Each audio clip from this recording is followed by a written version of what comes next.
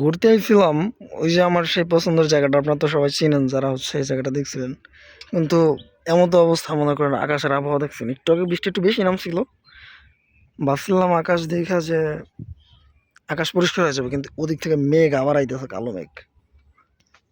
এই হলো অবস্থা, শান্তি নাই।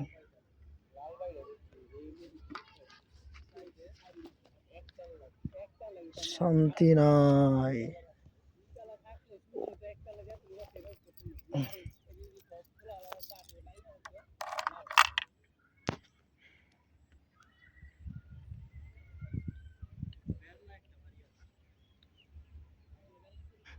এই বাড়িটা যে দেখে আরই চোখে পড়ে বাও।